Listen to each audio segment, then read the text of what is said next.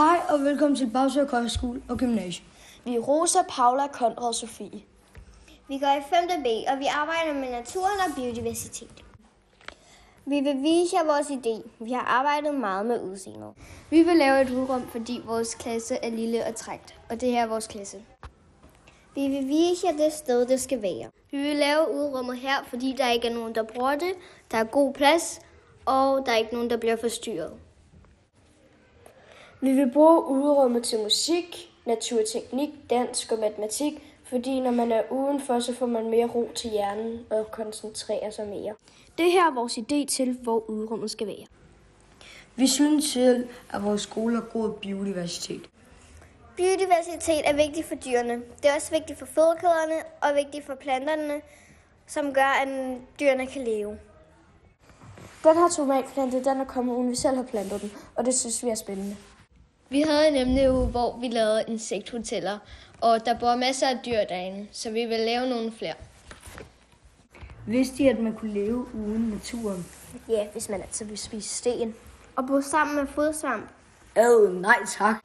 Det er derfor, biodiversitet er vigtigt, og det er derfor, vi elsker at være udenfor. Vi selv lavede en udendørs legeplads.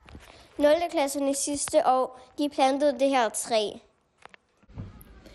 Vi har lavet vores udrum i Minecraft, og nu vil Sofie vise jer det. Ja, her der har vi et halvtag, hvor der er sådan en plade, der skal være. Hernede der har vi nogle, det her det er sådan en bænk, og så har vi nogle hylder hernede, hvor vores bøger og papir kan være. Herinde der har vi vores opbevaringsrum til tasker, hvis det nu bliver regnvejr eller vinter, og til specielle materialer. Så herover der har vi en tavle, som kan rulle ind over her.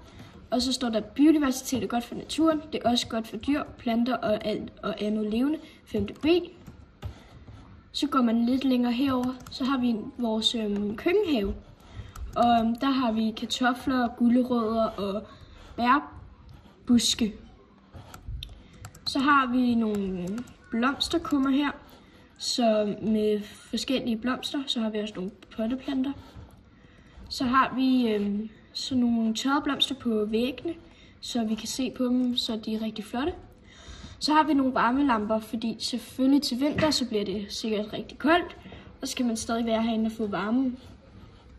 Så er det, at herinde, der har vi vores sommerfuglebur, så vi vil fange sommerfuglelarver, og så vil vi se dem lave en puppe, og så vil de så udvide sig til en sommerfugl. Så det her gulv, det vil vi så lave for plastik fra havet, fordi der er mange dyr, der dør af det, fordi de enten spiser det eller bliver fanget i det. Så har vi et insekthotel her, fordi vi vil rigtig gerne have flere insekthoteller. Vi har jo stadig nogle, men vi vil gerne have flere. Så har vi en masse træer her, fordi det synes vi er godt for biodiversiteten. Vi har også en masse højt græs og blomster, fordi det er for eksempel det er jo vild natur. Og så er det, at vi har, der kan for eksempel bo græshopper. Og ja, der kan også bo flåter, men den kan vi selvfølgelig fjerne igen. Og det tror jeg bare var det. Så må jeg bare sige tak, fordi I gad at lytte med. Vi ses. Hej.